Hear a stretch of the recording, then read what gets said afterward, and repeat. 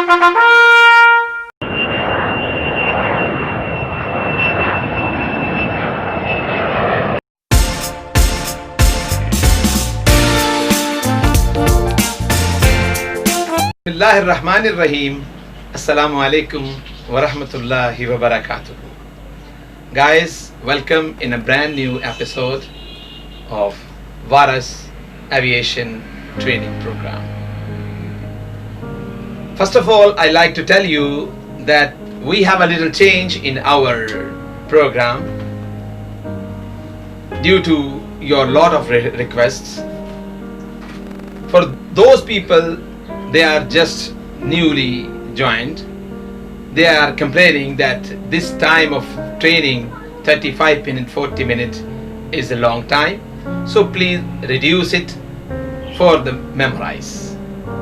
So we accept the request and we summarize the things, and inshallah all training program will be 12 to 15 minutes to see everybody, to enjoy everybody. So today we start from beginning, and that is, the topic is safety, health and environment. Guys, for that, this training is airside driving permits safety training. We will start from the journal of this training. Journal is this: the General Rule Ground Vehicles Operation Area, AOA. Air Operation Area, AOA. Terms you know very well. So I gave the 4 numbers to this session. I say number 1: all movement of vehicles within movement area shall be under the responsibilities of authorized airport authorities. And number 2: all vehicular traffic shall comply at all the time within a lawful instructions, signals or directions given by authorized airport authorities. When operation is on air operation area, or when traffic is controlled by a traffic lights, signals, mechanical or electrical signals and marking, it shall be obeyed unless direction to the contrary is given by an authorized airport authority. Before I start number 3, I would like to inform you that what I meant: if you have any change of plan, so do not do by your own or do not do by anybody. Only procedure says you have to change by authorized airport authorities. Number 3: all motor vehicles including emergency equipment shall yield right way to move aircraft. For the moving aircraft, rather it's towing or pushing or taxiing, the first right always related with the aircraft. Number 4: all motor vehicles shall monitor the appropriate radio communication frequency when on the aircraft maneuvering area, especially runway or taxiway. All obtain clearance from the control tower before entering or crossing a maneuvering area. So, without permission, you cannot move at all. Simple. Now, we will go on. A vehicle operator shall be. What should he have? A guy who's driving a vehicle, what necessary items he should carry by his own, by the company. An operator shall be holder of current ADP, airport driving permit, and security badges of airport and the license of the country. Number 2, the operator be conversant with the AOA rules and regulation and be able to read and write English as well.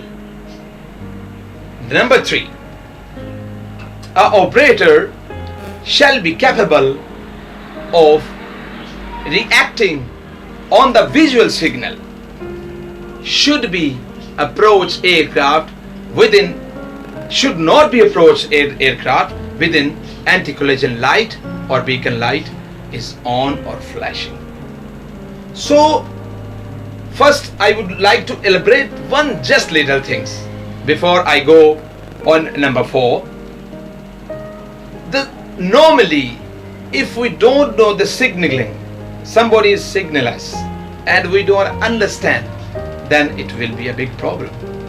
So sometime ATC are signaling you to run away from here, and if you don't know the signal, then you have a problem. And that signals, inshallah, on the long way I will brief all. Now I would like to go on number 4. Operator obtain the air traffic control clearance, ATC clearance, prior to entering a maneuvering area and strictly comply with the instructions of limitation of clearance. Very important. Number 5. Follow specified rules and guideline and not encroach on safety area. And number 6, approach aircraft with the extra care. Always use the single man. Very important. Always use a single man when positioning vehicle beside a parked aircraft or on congested closure area. This was, I think, number 6. So guys, never use the instructions of 2 guys or 3 guys. Only you have to concentrate on just one man, single man. Number 7, strictly implement the AOA roadway speed limits and restrictions.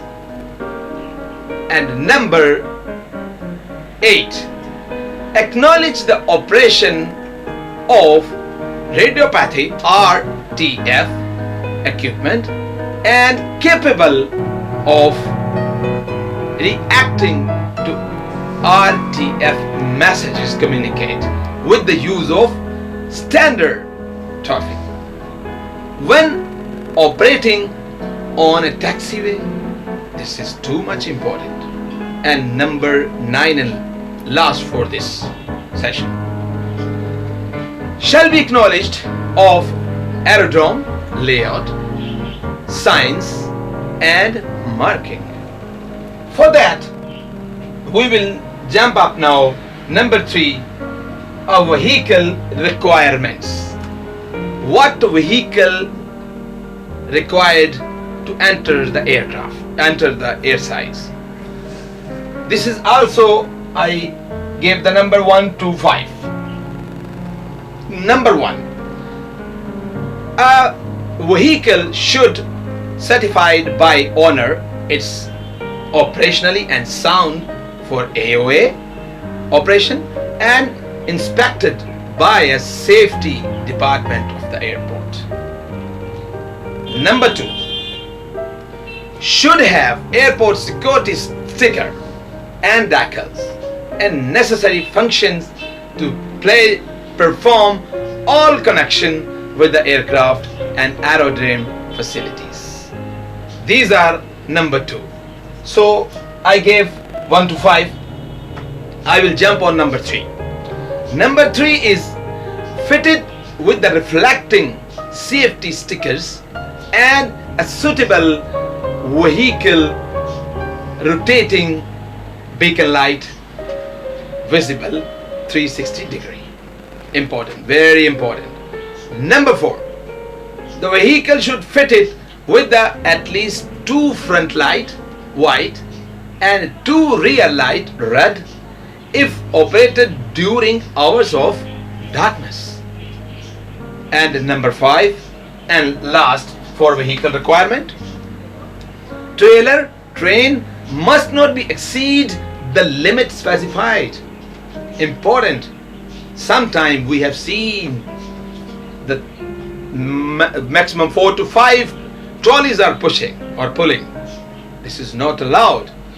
So I read for you again, I tell for you again that train must not be exceed by the length specified, and for airfield operation and carts or dollies should be equipped with the reflector. So these reflectors are very important, and it's a requirement of safety department. Now we will go on second last, ground vehicle parking. I gave the 7 numbers, ground vehicle parkings. Where should we ground and vehicle our parkings?